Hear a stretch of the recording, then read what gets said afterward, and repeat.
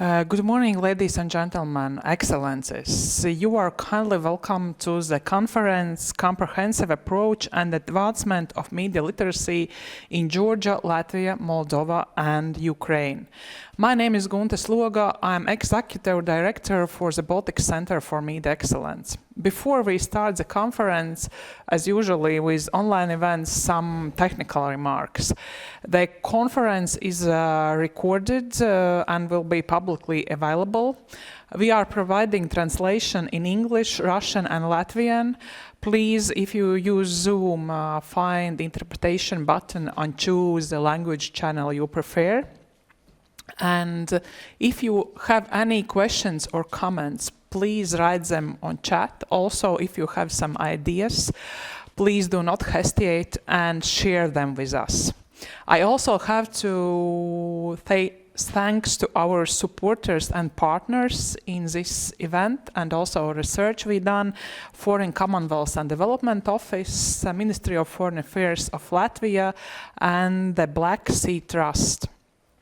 And now I have an honor to invite for opening speech Ms. Inescevoica, Deputy Secretary of Latvian Parliament. Ms. Voika, good morning. The floor is yours.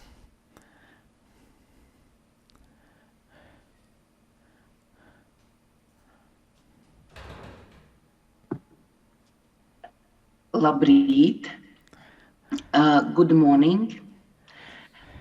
I will also speak in English in the benefit of our conference.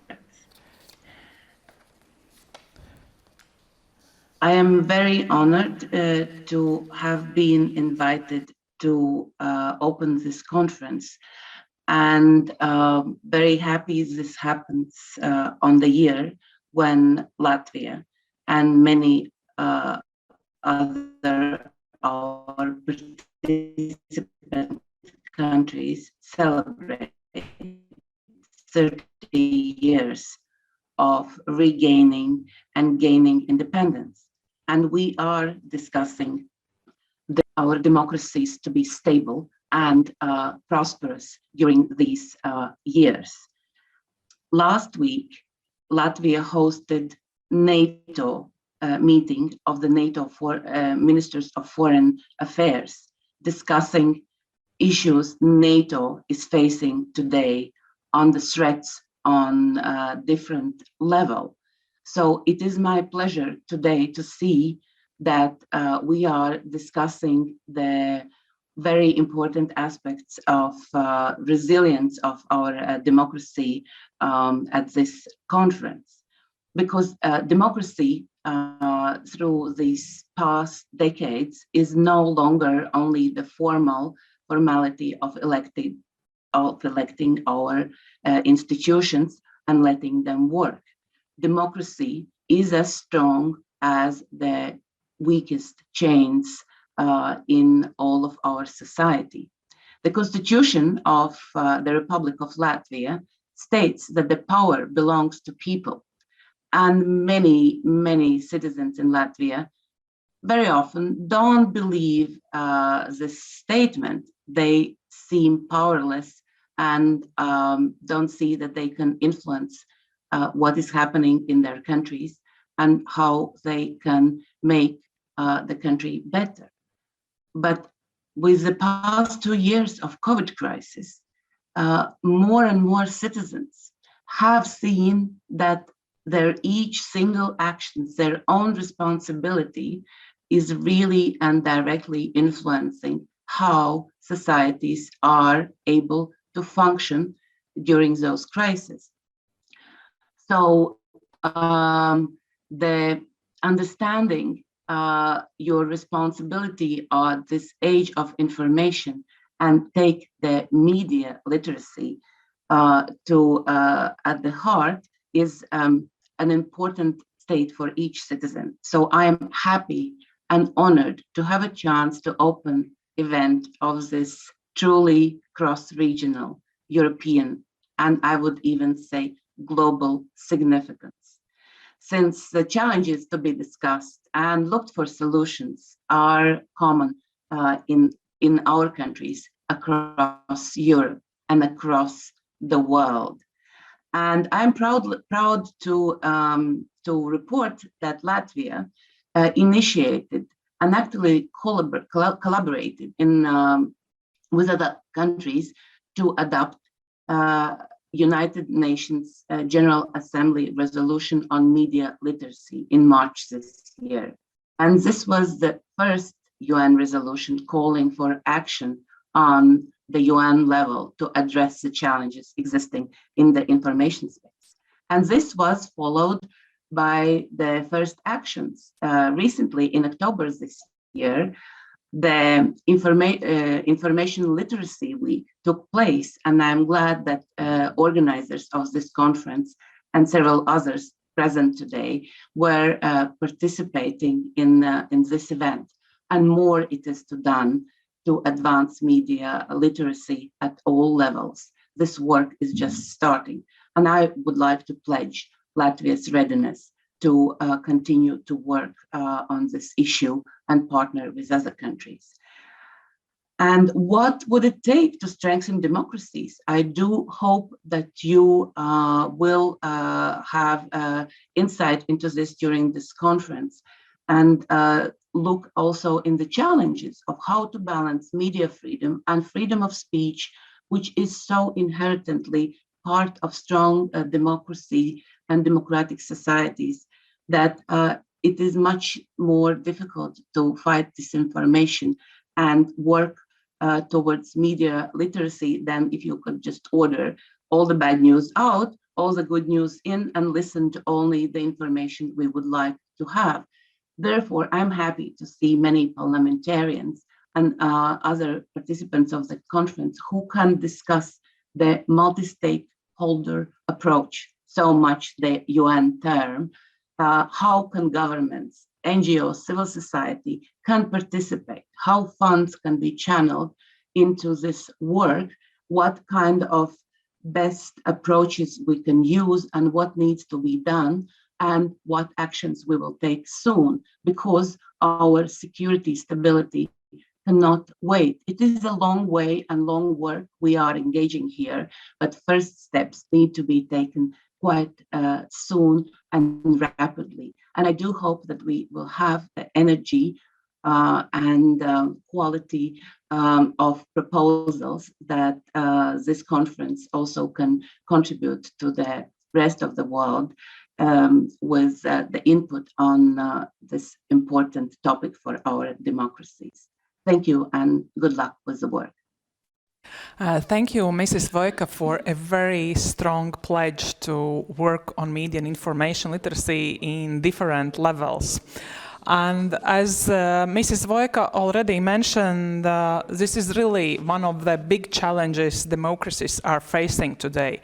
And this challenge is spread of disinformation and other tools used by some actors to intervene in our information spaces. And these are trends that are undermining our democracies and societies. And none will argue that there is an urgent need to make our societies more resilient and able to draw clear lines between facts and misinformation and fight these threats. And media and information literacy is recognized as one of the most effective ways to fight these challenges. And it has become an important priority also in Latvia. As it was already mentioned by Ms. Voika, it has been also made a priority for Latvian government, and there are many NGOs and academia who are also thinking how to integrate media and information literacy both in informal and informal education. But this is just the beginning of a very long and bumpy road, because there are still many questions to be answered and still many problems to be solved. How do we work more effectively on short-term mitigation of those threats we are facing? How do we make long-term resilience more effective? And to reach those goals, there are a series of homeworks to be done, starting from better coordination between the institutions inside countries and amongst governments, creating strategic approaches on different levels, evaluating already what has been done before, and also not forgetting about diversity and inclusion, because we can see quite clearly that the audiences who are most vulnerable are also those who are at risk of being misinformed in much higher level. And it's also important to remember that those actors and also governments who are misusing those tools, who are intentionally spreading disinformation, are all the time evolving their tools. So we have to be ready to adjust and to adapt and maybe go a step further than them. And these are just some of the issues that have to be discussed and to worked on. And I do really hope that today we will come at least to some of ideas, how do we do it together. And actually this was also a reason why together with our partners we commissioned the research to understand what is going on now in 4 countries, Latvia, Moldova, Georgia and Ukraine. And that is why I'm very pleased to invite Ms. Solvita Denisa Liepniece, a researcher at Baltic Centre of Media Excellence, who will now present the most important parts of this research. Solvita, good morning. The floor is yours. Welcome back, and sorry for this small technical glitch. And I'm introducing once more Ms. Solvita Denisa Liepniece, a researcher at Baltic Centre for Media Excellence, who will share her data on the research comprehensive approach and advancement of media literacy in Georgia, Latvia, Moldova and Ukraine. Solvita, can you hear me now? I hear you. And do you hear me now? I hear you and also see you. So great. Please, great. The floor is yours. Thank you so much. Thank you so much. And good morning. And I will also use this opportunity, as previously I was joined as an interpreter. I will want to greet you in 3 languages. Labrit, good morning, Доброе утро. And it's really a great pleasure to introduce the project. I was really honored to work for the Baltic Centre for Media Excellence. And let me start with expressing my gratitude to the team of excellent experts from 4 countries, Media Development Foundation from Georgia, and especially Tamar Kuntsarashvili, Maiko Ratiani, from Moldova Independent Journalism Center, and especially Angela Vakarov, and my Ukrainian colleagues, Ukrainian Media and Communication Institute, and especially Diana Ducik, Halina Budinska, and Daria Arlova. And of course, thanks to Sandra Zilberga, the manager of the project, and Martin Shmurniaks from the Baltic Centre for Media Excellence, who orchestrated all the processes and get us all together. So media literacy is a core element of information consumption in a rapidly changing media environment. In such an environment, high media literacy within the audience also generates demand for quality journalism and helps quality media to survive, to develop, to remain trusted. Critical thinking and responsible media use are among the most essential elements in order to strengthen the cognitive dimension of societal resilience for standing up against disinformation and other types of information aggression. To a different degree, the selected countries are facing multiple challenges connected to the information environment. However, in all these countries, media literacy is seen as a tool for facilitating and saving democratic processes. Although the term media literacy doesn't have a single definition and could be interpreted in different ways, also to fit in obtained knowledge or in donors' agenda, the definition used for this research and for the purposes of analysis is put forward by the European Commission. So it is media literacy refers to all the technical, cognitive, social, civic, and creative capacities to allow us to access and have a critical understanding of and interact with media. These capacities allow us to exercise critical thinking while participating in the economic, social, and cultural aspects of society and playing an active role in the democratic processes. So it is an umbrella definition. Firstly, I will briefly introduce the research and methodology we use to collect data. And then I will move to the general findings and threats we see, and I'll try to suggest several solutions for the further discussion based on the regional overview. We created and used 3A approach to map activities in the media literacy sector. We were focused on the actors and main stakeholders. We had an interest in understanding of the main types of audiences the actors were targeting in their activities, and there were a lot of activities. And it was important for us to understand what kind of activities were implemented within the last 3 years. And we decided to use the following methods and data. Desk research with a focus on legislation, documents, strategies, and research about media literacy implementations. The main data was gathered through the in-depth expert interviews and online survey. We were interviewing experts from 4 clusters: governmental cluster, non-governmental, media and academia, and donors. And the total numbers of interviewed experts in all 4 countries is 64. And we have 86 institutions and organizations who filled in the online survey and also provided profiling of the recent media literacy activities. Each organization was invited to list up to 5 project initiatives implemented or ongoing for the last 3 years. And we've got a massive amount of data. And we are very thankful to all of those who find time to talk to our researchers and to fill our quite long survey. So based on the collected data, we made country reports. Besides focus on 3A approach, already introduced today, used for the first part of the country reports, we decided to use SWOT. And SWOT we used for several specific topics. So cross-sectoral cooperation and networking, evaluation of media literacy activities, and sustainability and funding, and the role of the media in increasing the media literacy. And now let me move to the main results, because in each section our task was based on the data to figure out strengths, weaknesses, threats, and opportunities to provide recommendations. Of course, the selected countries have different political, economic, and social contexts, which also reflects in the country reports, and changing political environment, economic challenges, and different societal compositions make every case, including timeline, unique. For example, Latvia is a member of the EU and NATO, which largely reflects in the participation in media literacy initiatives, research, and knowledge exchange with allies.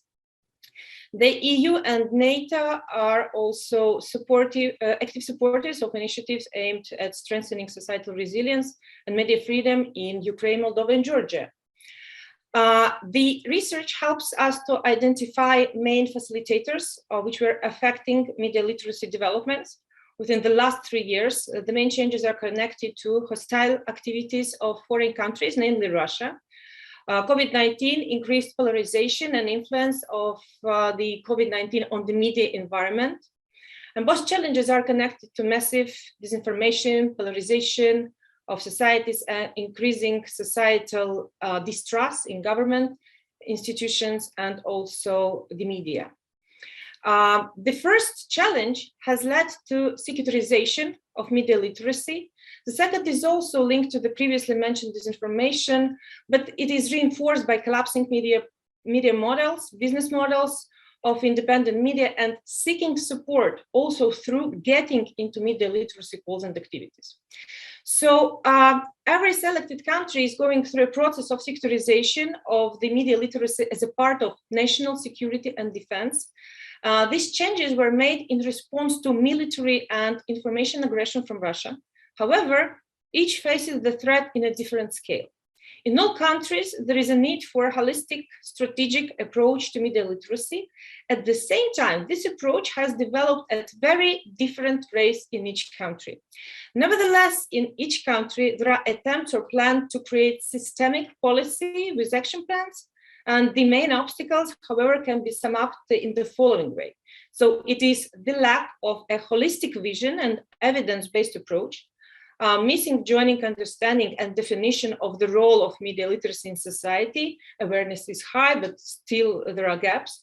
A low-level institutional coordination and cooperation, a lack of resources, financial resources, human resources, and the lack of political will to define and prioritize selected vulnerable audiences, groups, including minorities. Let's move to the next problem we see. Governmental institutions. So different approaches are implemented in designing institutional leadership in each country. In Ukraine and Georgia, there are attempts to establish consolidating bodies, separated or based on ministries. In Latvia and Moldova, there are no clear publicly available strategies for development.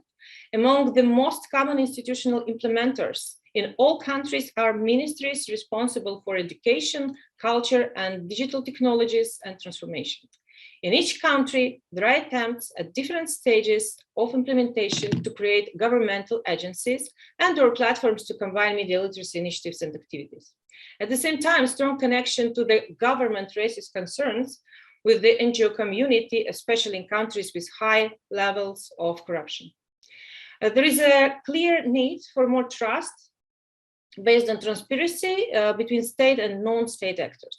As a result of a missing strategic approach, there are problems with government-related cross-institutional cooperation among ministries, regulators, and governmental agencies in every country, while strategic documents underline the priority of critical media literacy and outline the skills needed to evaluate information for well-informed decision-making.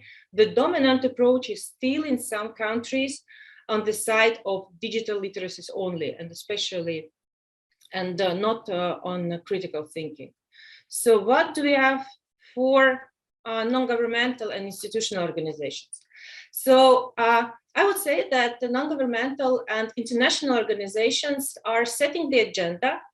The lack of understanding, coordination, and cooperation among government structures, accompanied by the dominance and importance of non-governmental actors, create imbalance in setting the agenda. NGOs mostly get financial resources from international organizations and foreign actors.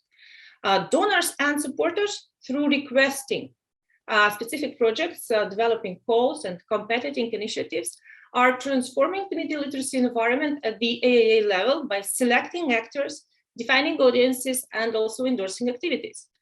The current agendas of international supporters and donors are aimed to fill gaps, to support the non-governmental community, and to create projects for minorities, also in minority languages. However, international organizations need to evaluate interventions, and they need to come up with projects adapted for local audiences, as well as demonstrate successful examples to other non-governmental partners in other countries. In each country, the implementation of media literacy curriculums has started. In Latvia, it is on the level of competencies, but we think that in all countries, future-oriented formal education and media literacy is needed. This has been initiated and supported in many countries by NGOs. There were different approaches at the beginning, and the differences in current implementation of media literacy at schools, and especially education institutions, including universities. In each country, as mentioned, concerns have been expressed that the current curriculums are prioritizing digital literacy and technical skills, and it is essential to include more critical thinking, oriented knowledge and skills to advance critical thinking from the early age, starting from kindergartens. Some important governmental stakeholders actively promote digital literacy, and what we think and what is needed, what expert thinks, is that the media developing tendencies like metaverse should be followed and used. Among other concerns are that previously developed resources for media literacy are becoming outdated. The resources should reflect changes in the media environment and be understood by both teachers and students in all countries. Schools are the dominant audience for both, addressing and creating media literacy activities for children, for students and creating and implementing different types of activities for teachers. So it still is the main audience. Non-governmental actors and academia play a crucial role in training teachers, creating specific materials for teachers, and ensuring the requirements for the competences needed are kept up to update. Teachers are among the groups most focused on. The tendency is to also educate future teachers at universities. There are promising changes in higher education curriculums with different examples of changing curriculums for communication specialists, including future journalists. What do we have on the side of research, evaluation, and evidence-based improvement? We see that the transforming media ecosystem and the ongoing information challenges create a need for regular research and follow-up to design and implement evidence-based activities. The government institutions working on the analysis of societal resilience do not, however, share the data with media literacy implementers. Sharing will be beneficial for designing better targeted approaches. There must be different formal and informal formats for sharing the data for rapid evidence-based interventions. But this is crucial for media literacy project sectors. The general knowledge on media consumption, habits, and media literacy skills should not be based on quantitative analysis only, but also on qualitative analysis. Neither should future projects be based on outdated information of the targeted audiences or on just limited data. Without the updated information on targeted audiences, the implementers could fail by covering outmoded formats or ways and topics. The government institutions in some countries have plans to conduct the research that would cover the country and to make it public. At the same time, the publication of the data should be evaluated. There is a lack of resources and skills for in-house research within the non-governmental institutions, and representatives from academia are providing project-based research, but this is without the resources for conducting longitudinal analysis, and longitudinal analysis is highly needed. However, they do express an interest, academia, to participate and join evaluation activities, and they will be able to support such research activities with their skills. The evaluation of media literacy project is mainly carried out by donors organizations or in the projects implemented with the support of donor organizations. And now we move to promoting media literacy and qualitative journalism to enhance demand for media literacy. The countries represent different media systems and meeting different internal challenges, including media polarization associated with the surviving interest of political entities. The joint concern is hostile informational activities from neighboring authoritarian regimes. In the information ecosystems of Georgia, Latvia, Moldova, and Ukraine, there are both media involved as active media literacy implementers and partners, and those media outlets that are a source of disinformation.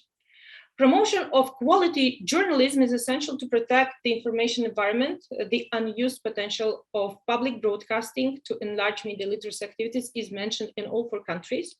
The content produced could be adapted and used for educational purposes. In Ukraine and Georgia, there is a dominance of disinformation and counter-disinformation initiatives. Journalists are among the target audiences in media literacy activities.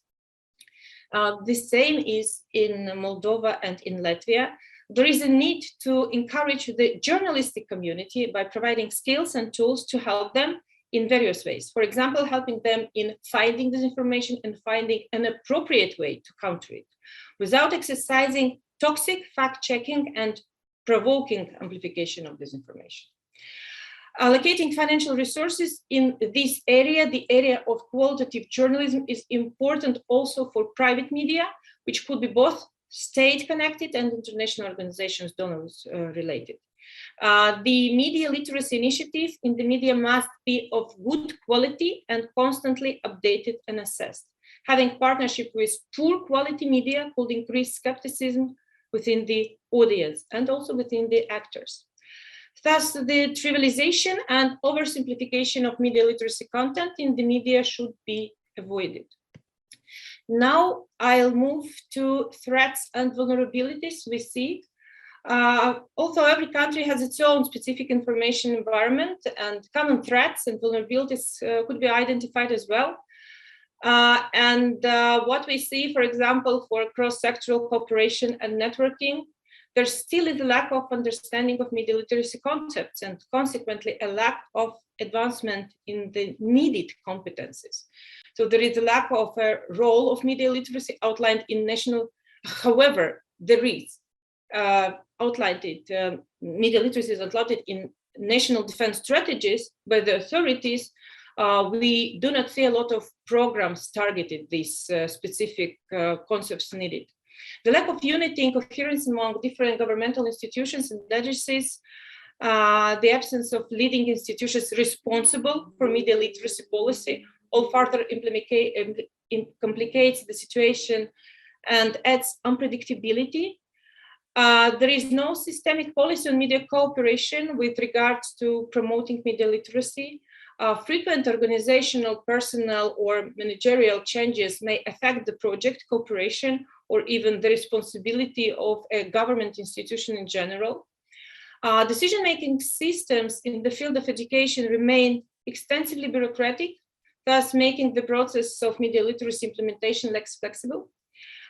Due to limited resources, the network competition can be an obstacle to organizations for sharing their views among each other. Yes, it is competition, not cooperation.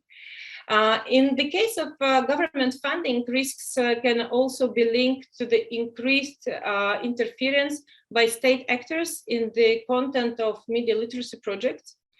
And also, we should mention professional burnout of staff of small-scale media literacy projects can be observed.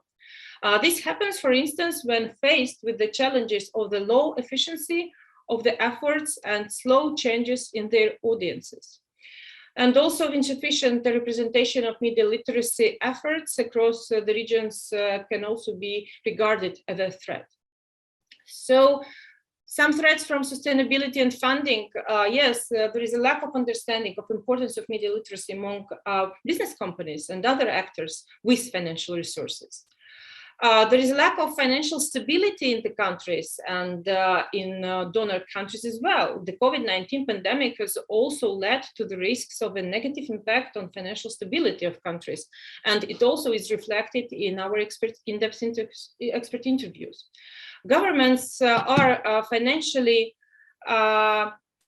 incapable of fulfilling its obligations, goals in the media literacy area. So there are very good goals, but there still are problems with finances.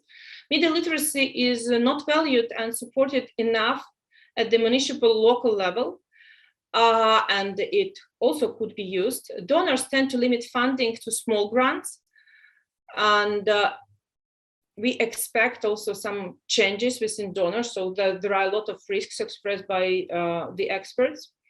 Some challenges from evaluation of media literacy activities. There is lack of flexibility in redefining goals and indicators to be measured and reached. And there is a lack of understanding of media literacy concepts and key media literacy competences by some donors and organizations who are working with media literacy. The evaluation in general is underfinanced. The financial costs of evaluation are frequently left outside the estimated costs of projects, and the internal capacity of actors to implement evaluation is under risk. The involvement of professional experts would increase the cost of the project. In-house expertise is in high demand. However, the number of staff involved in media literacy projects is rather limited. Changes in society and media consumption challenges comparative evaluation in the region. And in other cases, not all donors, especially small scale projects, fund evaluation. Poor selection of evaluation methods can create a misconception of the success of the project. For example, the sole use of self-evaluation forms doesn't fully measure the impact of the project. What do we have for media involvement? Commercial media create media literacy for the attracted awarded resources, not for their own resources, thus increasing the dependency on external support. Journalists working on media literacy related topics could become and are becoming victims of online harassment and campaigns. Providing media literacy grants to the media can increase doubts about the quality of journalism if this media is not qualitative media. Resistance to cross-border conspiracy theories and manipulative content can be challenging at a national level. Distrust toward the mainstream media can increase largely because of the polarized media environment. So now let me move to the general recommendations. So the general recommendations, we also separated in this presentation into 3 parts. So sustainability development and the future of media literacy depend on the responses. And actors focused are some of these recommendations. Consider supporting the creation of a non-governmental agency fully dedicated to media literacy and serving as a regional hub with possible representatives in various countries, but located in a country with a lower level of corruption and higher political transparency. The organization could be funded by international and regional organizations, including media, academia, and professional communities. We need to specify responsibility of government institution and staff responsible for dealing with media literacy issues, and consider also cross-sectoral reporting on implementation. The agency could serve as a coordinator for donors to media literacy activities to avoid overlapping projects and providing targeted assistance in segmenting and addressing audiences based on moderate action plans. The coordination of donors can provide long-term assistance and move from project-based planning to long-term planning activities. Now, some of audience-focused recommendations. Audience measurement should be an integral part of media literacy activity planning at all levels, from regional to national and local. Besides core funding for the general projects, a specific focus on regions and local communities is needed. Local media could be used as a target audience for providing skills for the journalists, then providing a possibility for grants for media literacy projects in regions, and promote media literacy activities among professional groups, not based on demographics only. For example, workers, medical doctors, etc. And just few activities to focus, activities-focused recommendations. Systematically address critical thinking and media literacy curriculums in formal education, including primary schools. Core funding, longitudinal funding in grant models are essential to support non-governmental organizations. Monitoring of aggressive information as well as disinformation could be used for a rapid response in targeted campaigns, early warning of high-level threats, general pre-banking, insights, timeliness. And I think that now I have to move to your questions. If you have any for the quick reaction, Gunta. Thank you, Solvita. Very, very many thoughts I think we will have to discuss already in next panel. And because we already need to move to next panel, maybe a very, very short question to you. Why do you think, you mentioned that there are not so many efforts to involve critical thinking in curricula and teaching? Why do you think it is so? I would say not many, but not enough. There is still room for improvement, and this critical thinking should be also connected to this rapid response to new types of threats we see, to new tools used by disinformators, for example. And that is why we should connect those who are monitoring with those who are teaching. When I had possibilities to meet teachers from different countries. And my main question is, so if we think that they can help us also to deal with hybrid threats and to prepare the young citizens to deal with hybrid threats, so are they able to define hybrid threats? teachers. So, and I think that there is a room for improvement. Thank you, Solvita, and we will send out the research next week to everybody who is taking part in this event today. And I also want to encourage everybody to send your ideas if you have some additional ideas about this.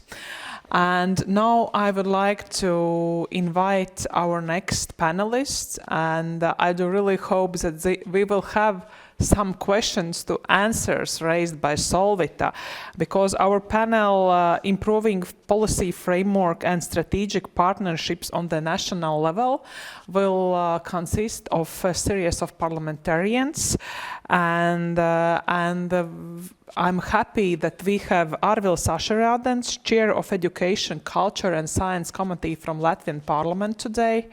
Good morning, Mr. Ašarādens. And also we have Šalva Papuašvili, Chair of the Education and Science Committee at Parliament of Georgia.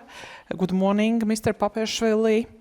Also, Liliana Nicolașu Onofre, Chair of the Culture, Education, Research, Youth, Sports and Media Committee at the Parliament of Moldova. Mikita Poturayev, Chair of the Humanitarian and Information Policy Committee from Parliament of Ukraine, and also Kaspars Rūklis, Senior Program Manager for Media Literacy in the Baltics and IREX. And I would like to start with Mr. Ašarādens and your insight on where we are on this institutional approach to media and information literacy and what should be done more.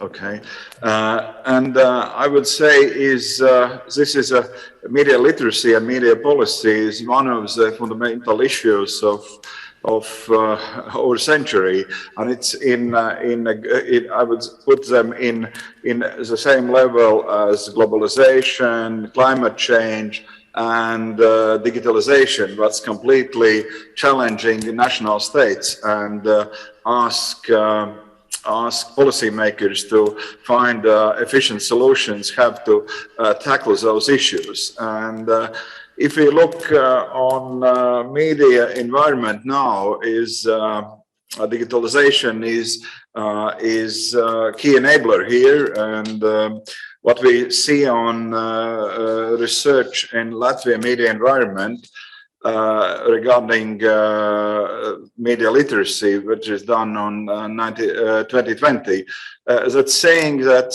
media consumption has completely changed around different generations. And on situation on 2020, the young generation in group 15-24 years old, they're consuming digital media 90% and 4% just analog and electronic, all the type of electronic media. If you look on most older groups, 65-74, the picture is totally different. And 10% digital media and 87% analog media. What is saying is there is a complete mix in society of media consumption and complete change in picture of mechanisms which supply information on society.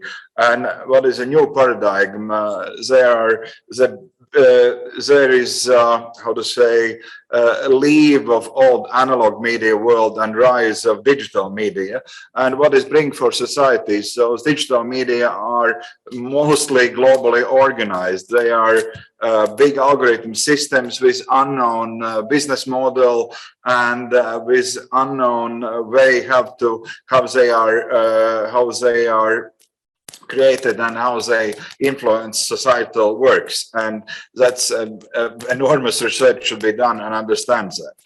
Another effect what we see from influence on society, if in 2007 the 33% of society say, okay, we have some problem to understand, to differentiate trustworthy information from disinformation.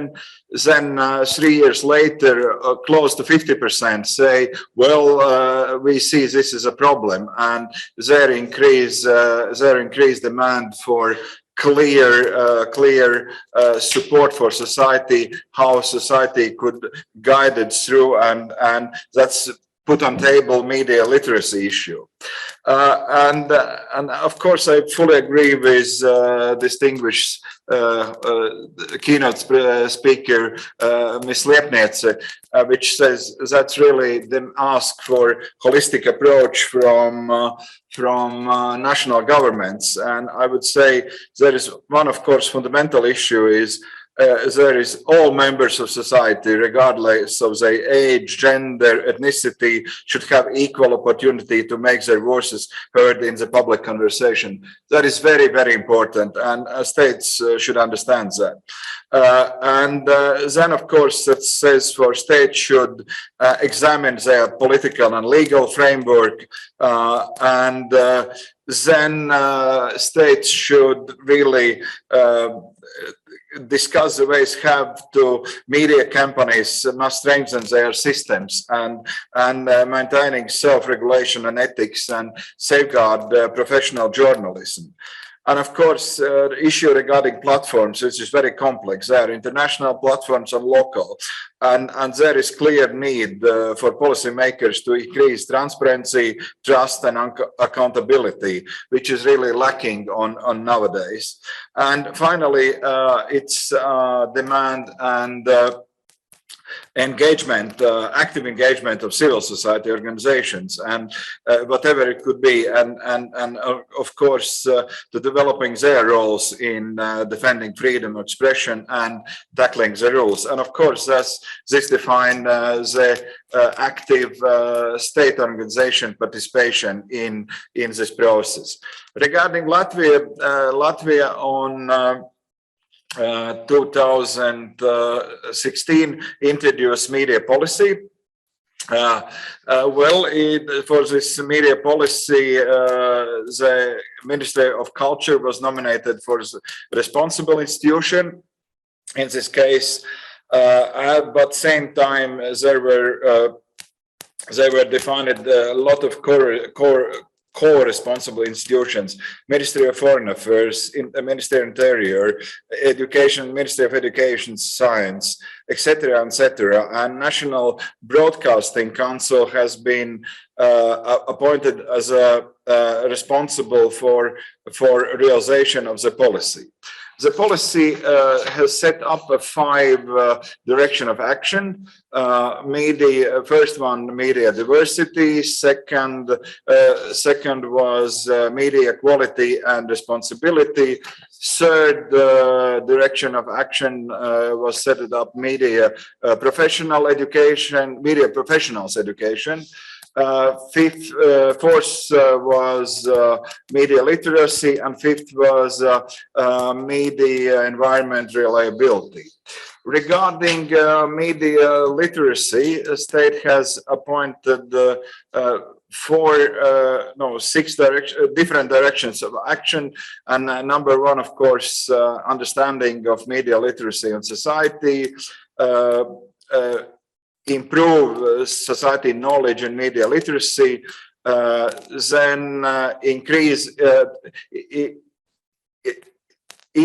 let's say developing media literacy, understanding content, then involve media literacy issue in education content, and then educate teachers in media literacy, and develop future teachers in media literacy. I would say from perspective of Parliament regarding regarding issue, there is a lot of activities has happened. Researches are done and our education system has introduced in our new competence-based education media literacy subject, and it's not a simple subject, that is cross-sectoral subject, and that's developing critical thinking, cyber security, media literacy and media literacy issues on the competence-based education.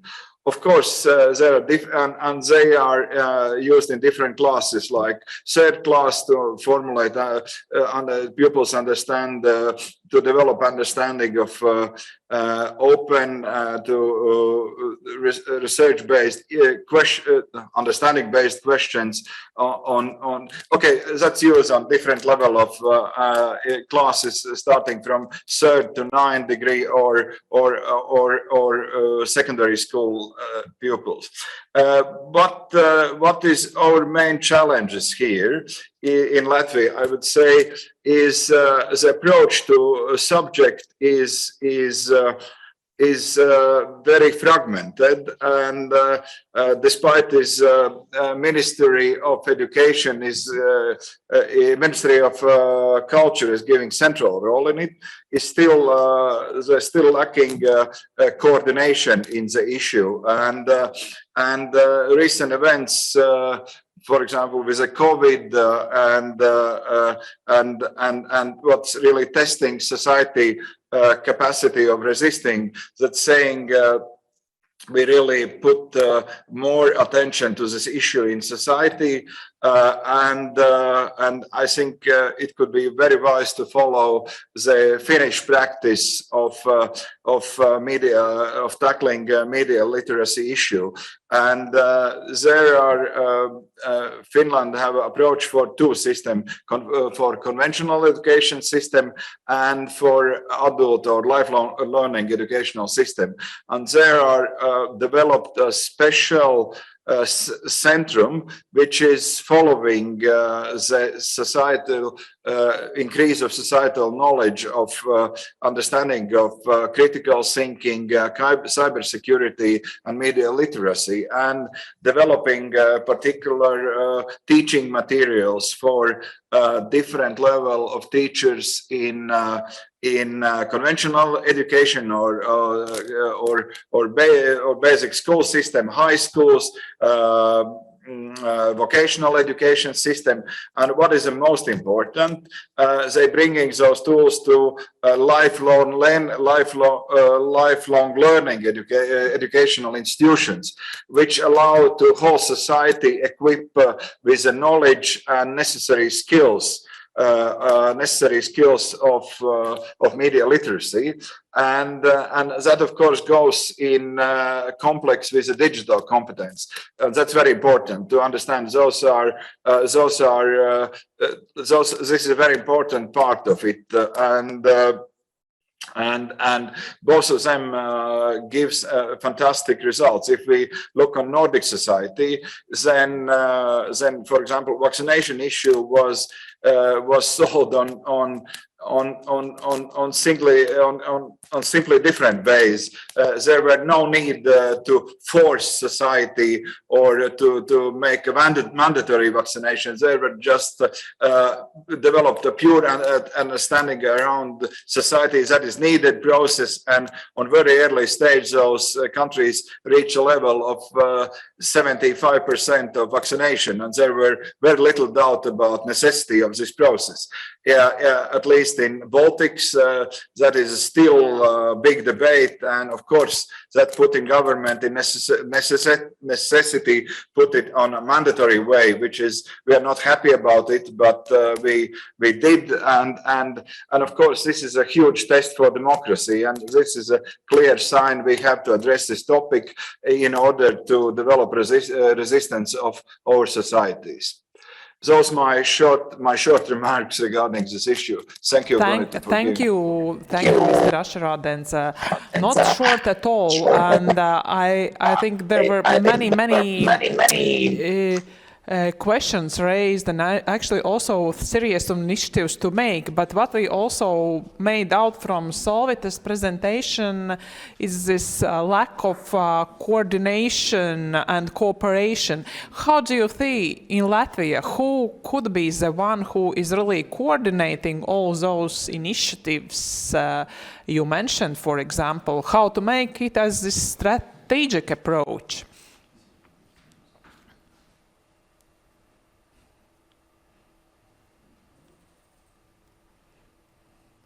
But I would say regarding conventional education system, I see a clear need for Centrum, which really is able to monitor the media literacy knowledge level in society and really develop according to the situation necessary teaching materials. I would go for this issue, and for such solution there should be a Centrum, and this question should be discussed. It could be under Ministry of Culture or Ministry of Education, or it could be joint activity. Most efficient issue, it could be more joint activity between the Ministry of Education and Ministry of Culture. And that is why I will explain. Ministry of Education, ministry is responsible for skills and competences of society or human capital development, and Ministry of Culture is responsible for media development. And those are two sides of the coin. And if that could be joint organizations, that could be great. Let's see how it evolves. Now I would like to ask Mr. Papuashvili, share your experience and Georgia's experience on media and information literacy.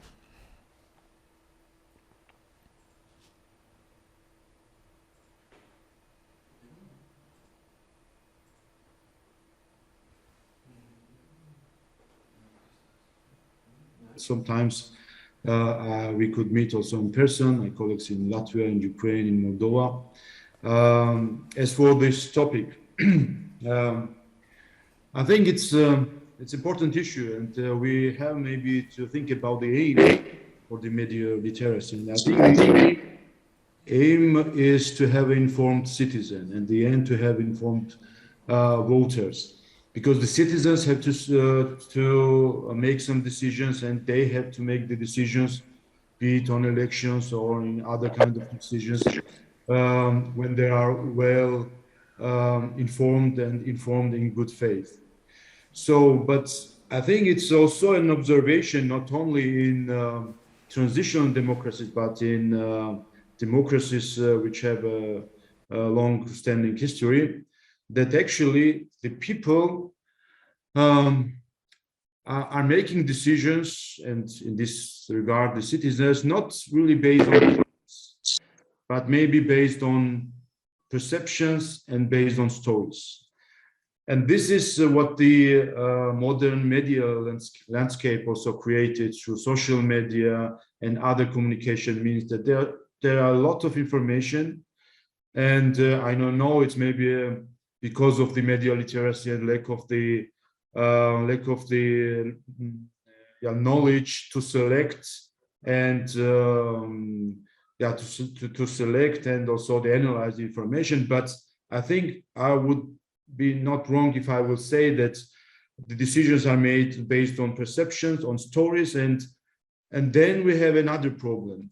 When someone embraces a story, embraces a perception, then it's really hard to break this narrative, because maybe it's also an observation that people tend also to block the facts who contradict the narrative, the perceptions they have.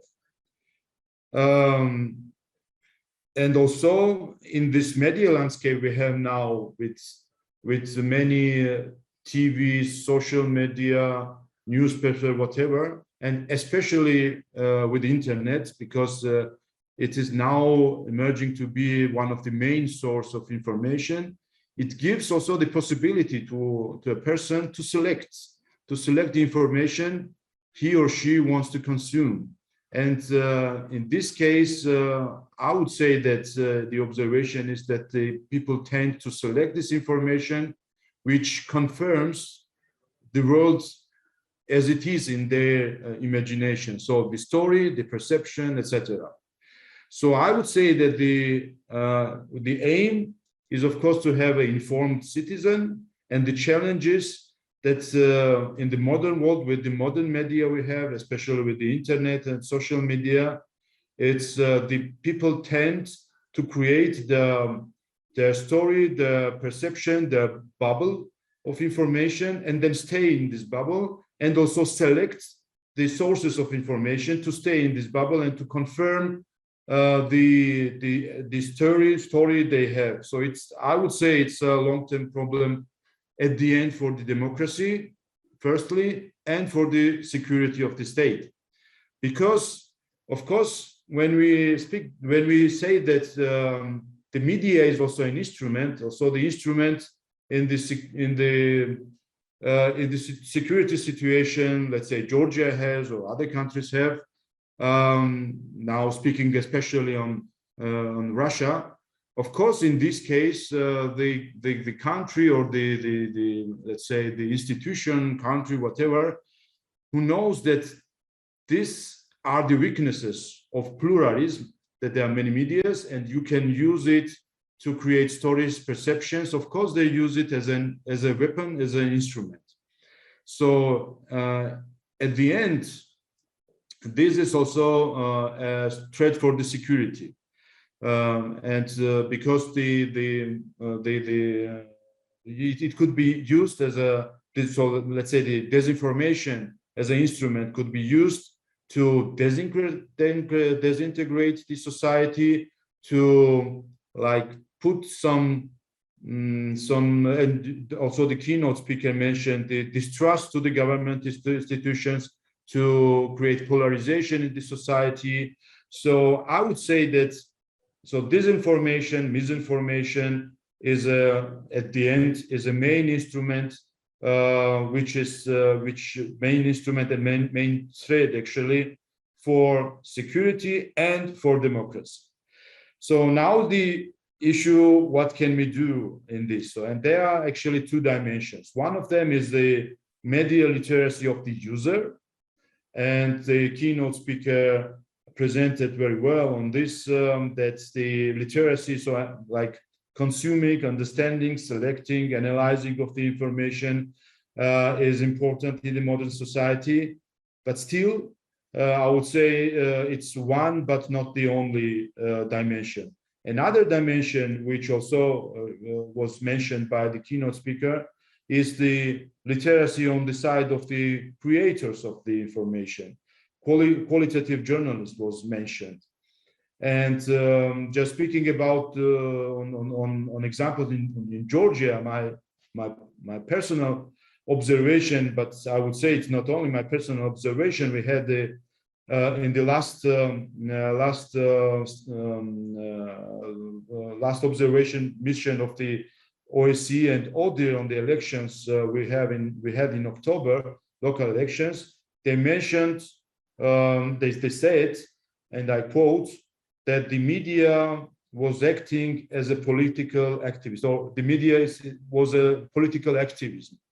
So this is one of the challenges in Georgia we have with the media literacy on the side of the users, that actually, let's say, ethical journalism as a term is disappearing, or maybe already disappeared. I remember times in, I don't know, 2005, 6 maybe, that the ethical journalism was an issue of pride of the journalists, and at some point, maybe 2005, 6, I remember even discussions in Georgia when there were arguments that actually there is no objective journalism, and actually everybody is subjective. So let's create a market of ideas. So there will be many medias, and internet also supports it. So there will be many subjective informations even maybe many disinformations, but a user will consume it, will select it, will analyze it, and will create an objective understanding of the world or issue.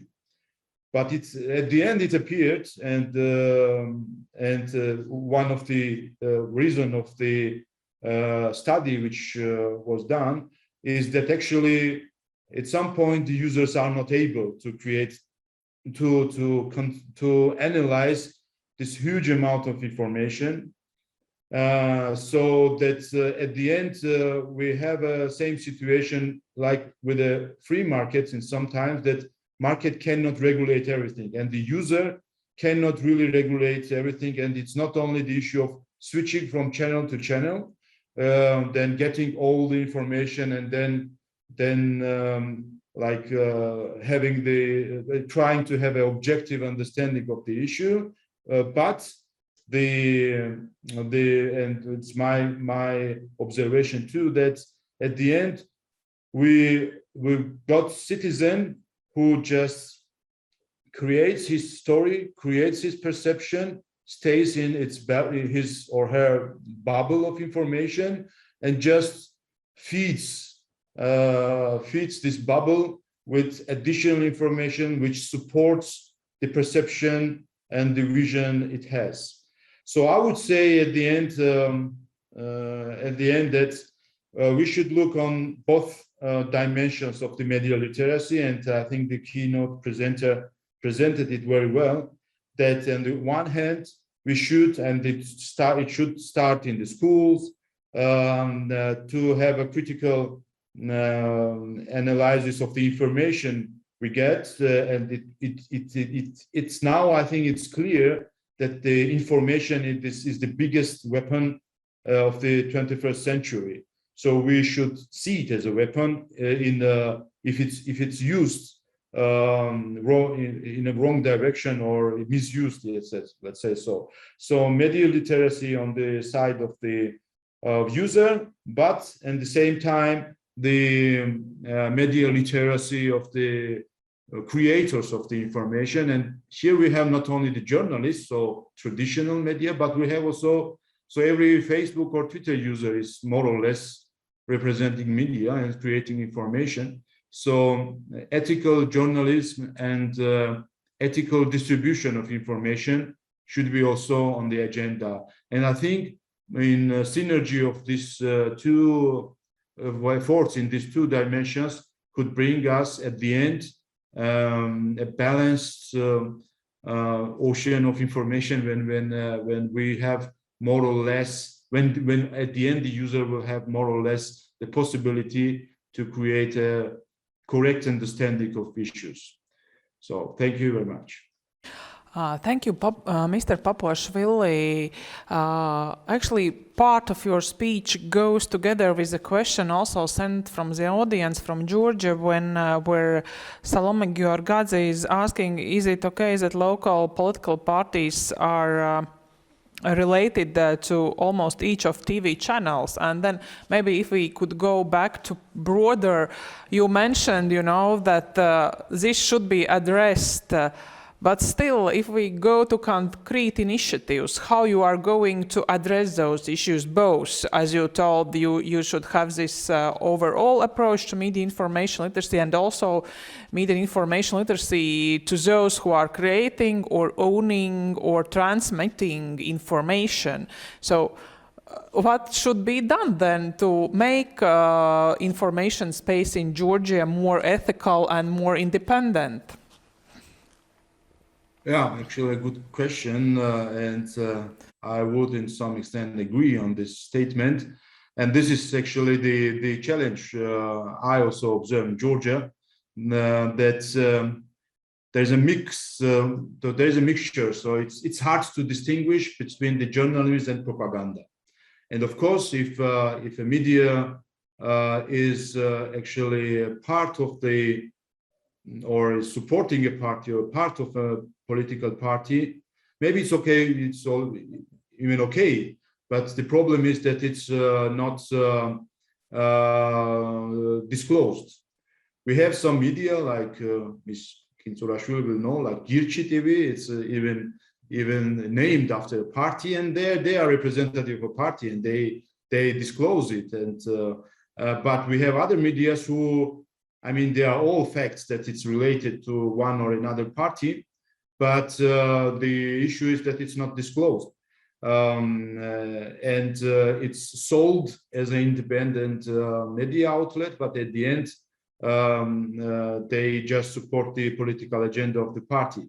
So actually, and therefore, actually, this is the issue, and at the end, you will come to some kind of regulations. And as soon as you mention regulation in Georgia in correlation with media, there are so you will get the protest from the representatives of media, and Ms. Kinturashvili will maybe agree with me on this issue. And maybe Ms. Kinturashvili will also remember, at least I remember the times when there was a discussion whether there should be a professional journalist trying to be objective, trying to follow the journalistic standards, or we should admit that every person is subjective, every journalist is subjective. So just admit, and there were also some examples brought from, let's say, USA, like CNN or Fox, etc. Everybody knows that they are related, so, or sympathizing to one or another party. So let's allow them to be subjective. Then we have at the end, I don't know, 10 TVs and 20 newspapers, whatever, which all are subjective. But we, at the end, we as a consumers, as user of this information, we will consume all this information. Like we will have one item. One will say it's blue, another will say it's red, white, whatever. And in the end, we as a user and consumer will be able to create our mind. But my observation is, as in a free market, not everybody can be regulated by the free market, and not everybody is regulated by the media literacy of the user. So it should be also some kind of regulations without speaking what it can be. But we have different examples. We have examples in Europe, which, by the way, have more stronger regulations than in Georgia. And by the way, Georgia is an associated country to the EU, has even obligations in some dimensions or in some regards to harmonize the legislation in this regard. So it's a dilemma situation, I should admit. On the one hand, we have free speech. On the other hand, we have also, and I mean, the whole idea of the free speech is to allow the democratic discussion. So at the end, the citizens are informed. So this is the aim of the free speech. But if the free speech is used for disinformation, then it's a bad free speech, because it will bring us to the misinformed and brainwashed citizen, which is not the aim of the free speech in the democratic society. So this dilemma should be some kind. Should be some kind of solutions, and there are different models. But at the end, I also admit that this is a dilemma between free speech and dilemma between the aims of democracy to have an informed citizen. Sometimes free speech and informed citizen, these two aims contradict each other. This is what we see in the modern world with the disinformation as a weapon. Thank you. Thank you, Mr. Poposhvili. Really, even philosophical dilemma, I would say. And now I would like to go to Moldova and Ms. Nicolescu Onofre and hear Moldova's experience. Hello, everyone. I would like to start from thanking everyone that has been working to make today's event possible. I think that the importance of the topic we discussed cannot be doubted, and the challenges it conveys do require a common and a well-coordinated effort, a comprehensive approach, both at the national level of our countries as well as internationally. Starting from the fact that media literacy as we envision it, is the ability to access the media, to understand and to critically evaluate different aspects of the media and media contents. And considering the challenges our societies have to face these days in terms of aspects already mentioned today of combating and preventing propaganda, fake news, misinformation, disinformation. For us in Moldova, it's clear that media literacy is today regarded as one of the key prerequisites for an active and full citizenship, for personal and professional development, as well for the social integration of a citizen. And we are talking about this on the Day of Human Rights, which is quite symbolical, I would say. Of course, in these terms, indeed, as mentioned already by colleague speakers, the role of media literacy and media literacy itself, it's a matter of education, first of all, education of the user, as the previous speaker has mentioned. And of course, therefore, the role of the school, it's envisioned as very important. And I'm very glad that in these terms in Moldova, we could say that we have a good start in terms of incorporating the developed optional subject education for media, which is being now implemented at the general school level, so from primary to high school. And these program and the development of curricula and of teacher trainings and of materials have been possible due to the considerable and well-recognized efforts of the Independent Journalism Center, the contribution of the donors, and to responsiveness of the Ministry of Education and Research.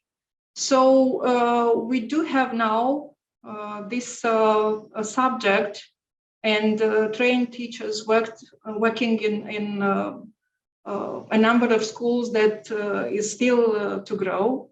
Students are now learning skills to discern the quality of information they find in the media, both on print and online. They are learning how to make informed, reasoned decisions about how to use the information and tools at their disposal, or the ethics of those decisions. But of course, here, as already mentioned by colleagues who have worked on this research, in the preliminary report that we have seen, of course, there are challenges regarding in terms of comprehensive approach and holistic approach through the whole system. So we envision not being able only to work on the general school level, but also on vocational, technical education level and university level. It's also very important. Of course, we do have challenges, probably as many of our countries do, in terms of shortages of teachers generally, and then shortages of teachers that are trained to use these materials and to promote this subject in schools. And there are important aspects that have to be analyzed and promoted by the responsible ministry regarding not only having this concrete project, which is an effort, as I was saying, of NGOs, first of all, but to make this effort sustainable and to also to come up with approaches to convey the aspects of media literacy infusionally or transdisciplinary, not just through an optional subject. Well, if, of course, if to remain in the educational area, but not on formal education, if we talk about the media literacy, I think that in Moldova we have a great challenge of providing media literacy for all. And this is very much connected with the facts already mentioned by our keynote speaker, by the previous speakers, because this is very much connected to the quality journalism and to responsibility and responsible media. In Moldova, for a long time already, we have had in the educational sphere specific teacher training programs that have been made for all the teachers in the country almost. Programs on specifically focused on development of critical thinking skills. But generations of teachers change. So we see now a different situation in different, let's say, groups that should be addressed. And as it was mentioned also by the keynote speaker, not only thinking generationally or professionally, different groups to be addressed regarding based on their profession or activity or age. Unfortunately, we do face a serious challenge. How can we promote more media literacy for all? Maybe ironically, the mass media, the media institutions have a very high role to play in this. So media can reach everyone, child or adult, in comparison to schools that cannot reach adults. And if media literacy is to be publicly provided, so how such an effort should look like, so that it's not just an ad hoc, short-lived, and often disappointing effort, and being in place only by the time when the donors support a project or another. Also, how we do promote media literacy programs via media, when we do also have a situation similar to Georgia and to other countries, I believe, when we do have media outlets really linked to the political parties, really linked to concrete political agendas or propaganda agendas, how we deal, and we really see this as a challenge, because the efforts should be channelized into trying to reach a different, or to make a change in the behavior of the consumer of the media. So if there are not enough frameworks to contribute to quality journalism, to responsible media, then we really have the situation we are facing now, especially during the pandemics, when issues of misinformation and disinformation really show that comprehensive efforts are necessary, and not just short-term and not really creative approaches that, as I was saying, are based sometimes on the spot support. We, of course, very much appreciate all the support we can get. And I really appreciate that the research and the report has been looking also into general recommendations, both for the public policy makers, for the educational sphere, not in the last terms, and also for the donors community. We now do have, I think, quite an effort that has to be appreciated. Representatives of NGOs and of public institutions have been working on a national program for development of mass media for 2022-25. And this program is now submitted to the committee I have the honor to chair. And I'm glad that the program for development of media also talks and puts there in place objectives and actions that relate to media literacy. However, as I was saying, we see this not as an important part only for the formal education, but also for education through media. Challenges, of course, it's very hard to, and we are trying now in the committee to communicate with colleagues from other countries and see the experiences on how the efforts on making quality journalism to be in place, making responsible media to not to be held accountable, but to really to convey to a framework of ethical and deontological requirements. Hopefully, we will be able to more and more focus on these aspects, and I'm very helpful for those teams of good specialists that are now in the regulation bodies in Moldova for the mass media sector, in the Council of the Audiovisual. But as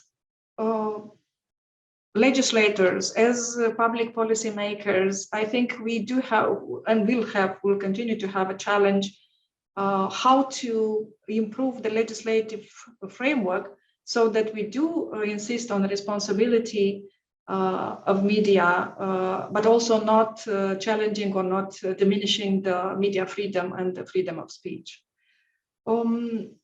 I would probably say at the end that we really appreciate those preliminary recommendations based on challenges discovered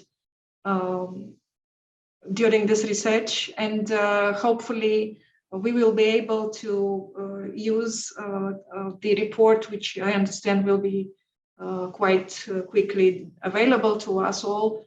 And I'm sure that those challenges that we should really focus on, like the national efforts for coordination of the efforts in the sector, or considering the development of a more detailed strategy at the national level, or having more investment in the human resources, deciding on a governmental body that has to take up responsibility on the sphere. All of these aspects we really consider important and will be focusing on them, as well as on the other recommendations that are in place. So in terms of good starts with the curriculum and materials and efforts for the education for media, which are available now in Moldova, I'm sure that colleagues from the Independent Journalism Center already do such a sharing. I just hope that this can be much more improved and supported from the policy level, as well as benefiting from this good start for exchange of experience in our countries. I believe that many of the challenges we really do share. Yes, thank you for giving such a broad perspective and also talking about challenges we share. Maybe a short question to you. It has been mentioned that there should be a specific attention paid to vulnerable groups like minorities. Do you think it should be a specifically targeted group and specifically tailored measures in media literacy field? Yes, I think so. And we indeed experience those situations outlined in the report when Russian language speakers in Moldova are much more exposed to propaganda and misinformation and disinformation.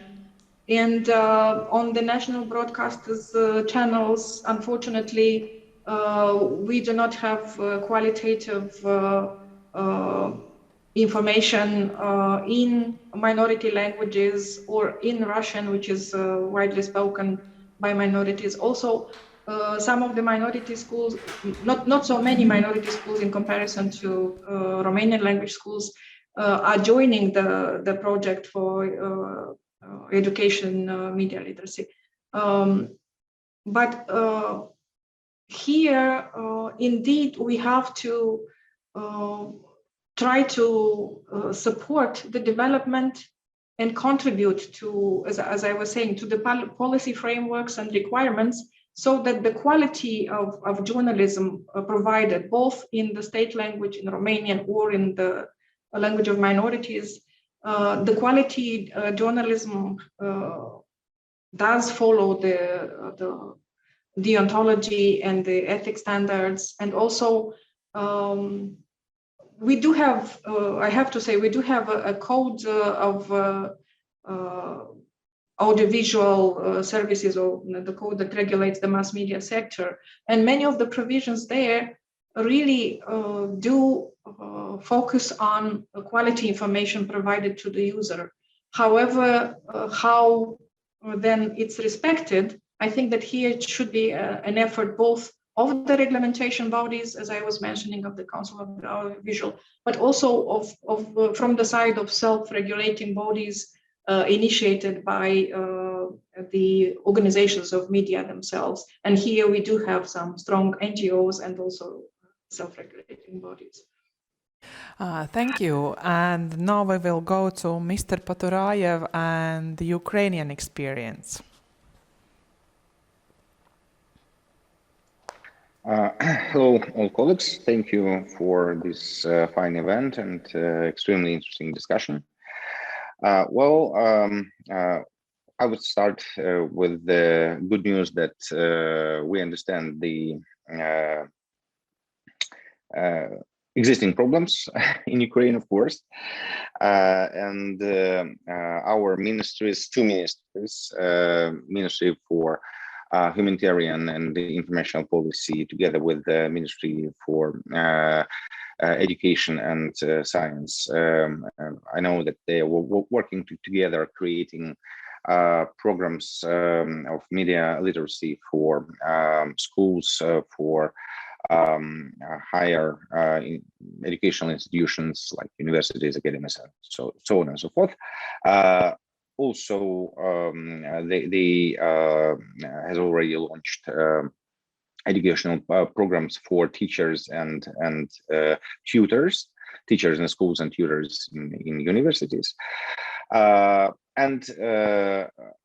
absolutely sure that all these things should be done. But at the same time, I'm not quite optimistic about results, not of our own programs, but about the results in general. Why? Because in fact, we all know that people, every person can't think complicated every minute of our life. If I ask you what's the result of the operation 2 + 2, you will give me an answer immediately. If I will start to, if I propose you to plus, for example, 157 plus 384, and if I propose you to solve like 3 of such examples, every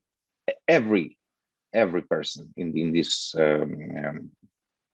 meeting will need to eat an amount of sugar equivalent to 1 bottle of Coca-Cola, at least, after 3 such examples. We can't think complicated every minute of our life. And it's not my statement.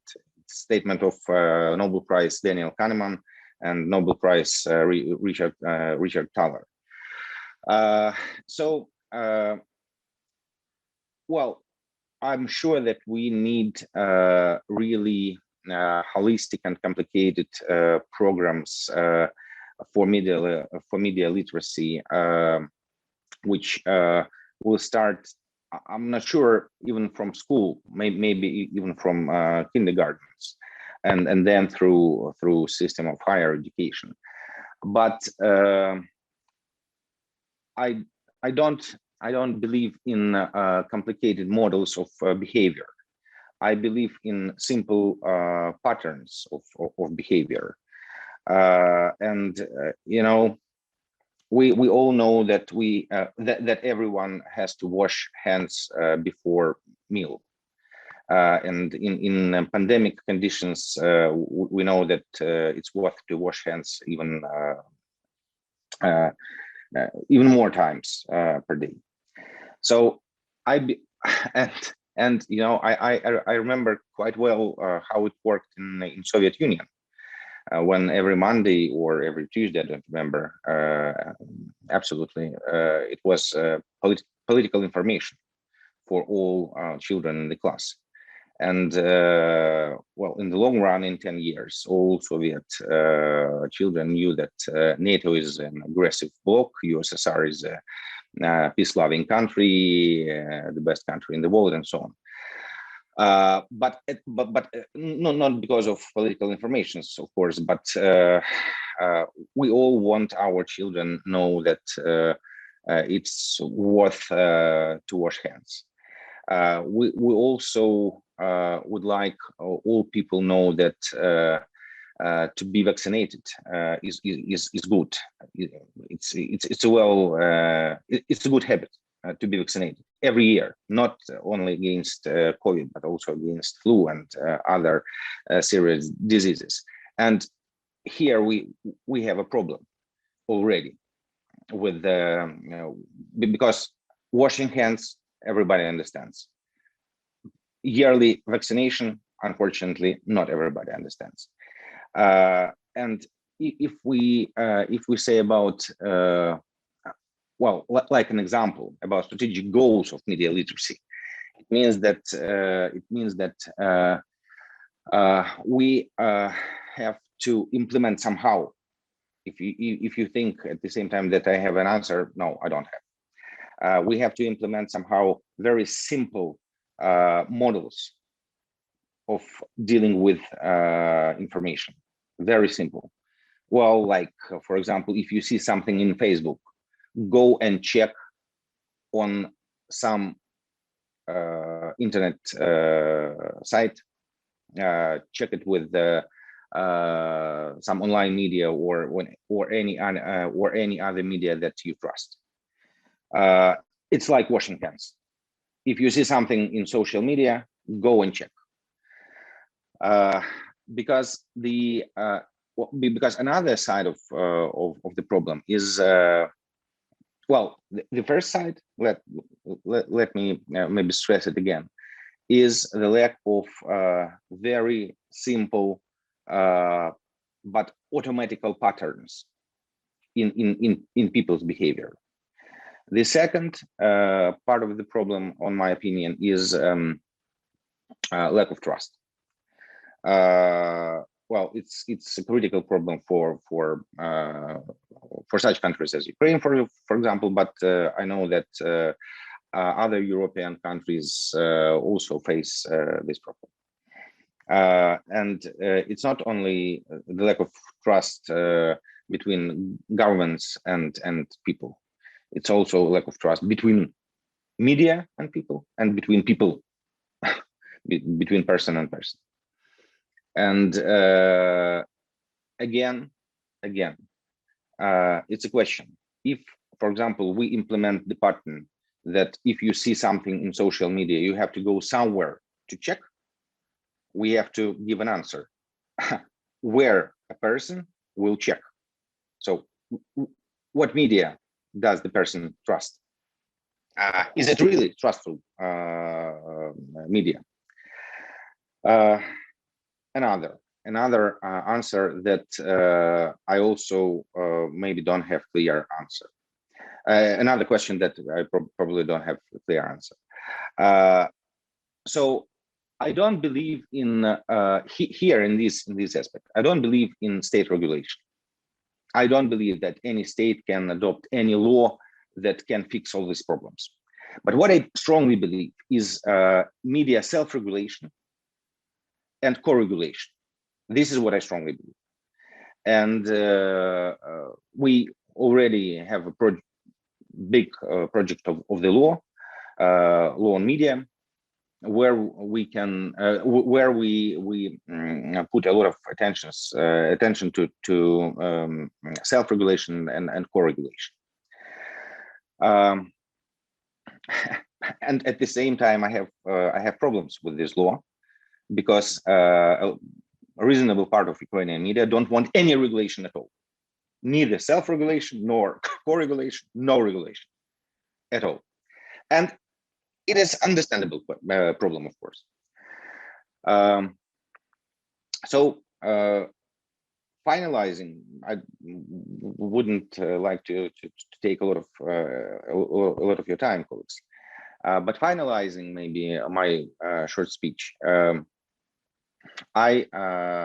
absolutely sure that we have to start media literacy as early as we can.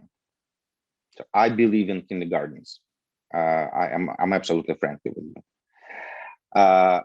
We have to focus our media literacy programs on implementing very, very simple behavioral patterns. Again, like washing hands before meal. And of course, we have to, I wouldn't say, well, from the point of view of state, it's not the right idea to say involve. But we have to support, yes, we have to support all media initiatives for self-regulation and co-regulation. And of course, this is the only thing that we can do as politicians and states. We have to support independent public broadcasters in all our countries. And of course, I'm not talking only about TV, but for example, Ukrainian national public broadcaster is a big media corporation with several TV channels, including all regional TV channels in every region. Very big radio network, even 2 radio networks, and big digital segment also. So, but again, finishing my speech. You know what is happening in Ukraine? A lot of people, like maybe well, more than 60%. Well, all, I would say, democracy-oriented people say that existing of independent public broadcaster is very good for Ukraine. We support existing of independent public broadcaster, and we appreciate its financing from the state and so on. But when you ask them, okay, do you watch it? No. So 70% support, but as for watching, it's not more than like maybe 8 or 10%. So it's a problem again. And well, this problem I think can be solved on the level of state, but not only on the level of state. It's a concrete problem that should be also solved with the participants of civil society, of course, and promoting public broadcasters, independent public broadcasters in every country, because it's really a zone of responsibility of civil society. Yes. Finally, I would like to share with you 2 figures of 2019 survey. It's not optimistic, because when people in Ukraine were asked, can you divide fake news from truth, 70%, more, even a little bit more than 70% said yes, we can divide fake news from truth. But when all these people were checked on concrete examples, do they really can? No, only 15% could divide truth from fake news, unfortunately. So I think that we have all a lot of work ahead. Thank you very much. Thank you. Really a lot of work to do, and actually there are so many ideas you expressed, for example, about starting from kindergartens. I would love to hear more, like, are you really eager to implement this, but we are really limited in time, and that is why I will ask Kaspars Rūklis to sum up this panel discussion as somebody who is not parliamentarian but is representing organization who is working in all those countries and is also working with government institutions on media information literacy. Well, thank you, Gunta, and thank you for the opportunity to share IREX's experience on media literacy to build citizens' resilience to disinformation on this distinguished panel. I don't know whether I will do a sum up, but I will try to address several issues that were actually brought up by the policymakers here today. So media literacy is a critical cross-cutting 21st century soft skill that is necessary for everyone in today's societies. And it is hard to stop disinformation, as in democracies, it is often associated with limiting the free speech.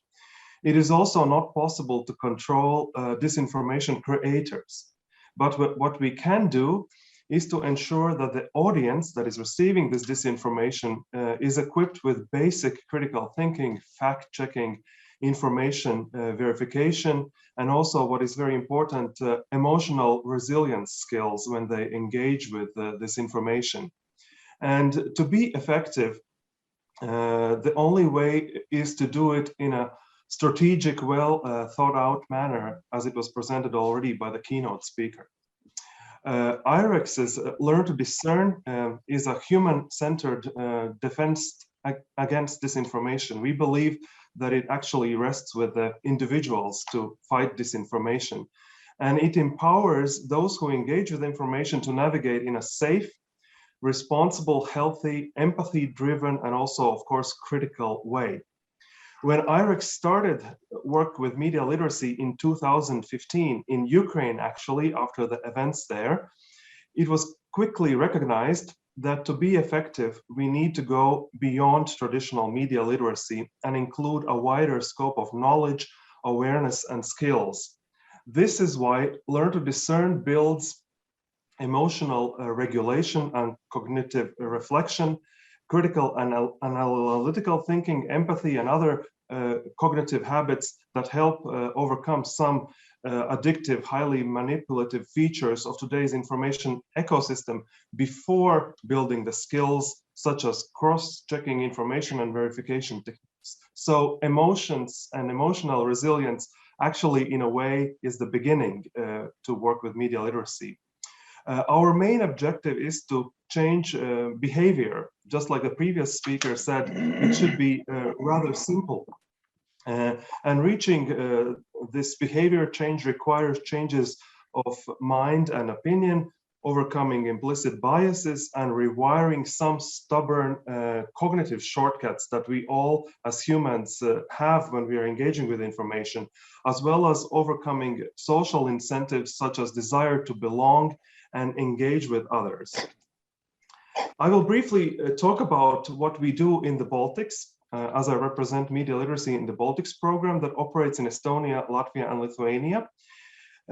We run a program that is actually supported by the US Department of State, and that integrates competencies to engage with today's information space into 6 Baltic universities that are working with future journalists.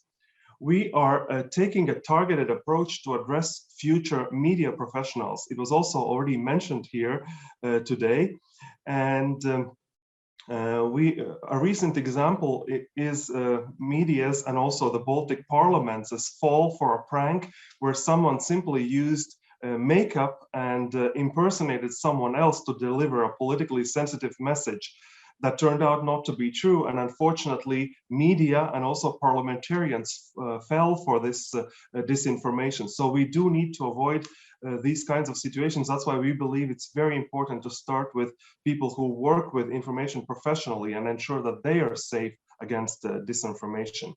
We are very proud to report that actually our course that was developed at 6 Baltic leading universities called Journalism in the Era of Disinformation was successfully finished for the first time, and actually this year is already taught for the second time, ensuring that future journalists are very well equipped with all of the newest techniques that disinformation creators use. We are also planning to expand our work with more universities at the beginning of next year, including also pre-service teacher training institutes and train future teachers. And our program in Ukraine has already done this very successfully. In addition to that, we are also running a program that is a volunteer Baltic media literacy youth trainer network, where we equip young people to share media literacy skills informally with their peers. We do believe in this approach very much, because this can really help to reach audiences that we cannot reach, for example, through quality journalism. IREX has tried this learn to discern approach in media literacy in many different contexts in Latin America and the Caribbean, Middle East and North Africa, Southeast Asia, and Central and Eastern Europe, also in North America. And it has been adapted with local experts and has proved to be very, very successful to address various issues. For example, radicalization by violent extremist organizations, COVID-19 and anti-vaccination campaigns, and hate speech, and many others. So it can really be helpful and help to work with very many different problems that we are facing these days. And across these very different contexts, we found that the way Learn to Discern shifts norms and behaviors also strengthens democratic principles such as civic engagement, respect for human rights, trust in credible sources of information, and respect to diverse voices in a discourse. We have heard today that there is a lack of holistic strategic coordination of approach to media literacy, as well as media literacy education at various levels. IREX supports the initiatives to have media literacy strategies and better coordination of work that various actors, both domestic and international, are doing in this area in different countries. So this coordination is really essential so that it can be, that the resources that are available can be used wisely. The know-how and initiatives to reach citizens are there. We do have that already. We just have to figure out a better mechanism to implement them, and maybe also work towards sustainability and funding for it. In many cases, I actually believe that we do have quite a few resources. It's just the way how they're being divided and used. Maybe I'll stop there, and thank you for having me on this panel, and I'm happy to answer any questions that you may have. Thank you, Kaspars, and we are encouraging to send your questions on our chat, and we, our speakers, will try to answer all of them. But now we have to wrap up this panel discussion, and I really want to thank all the panelists. There were many ideas and also problems brought up to be solved in near future or much distant future.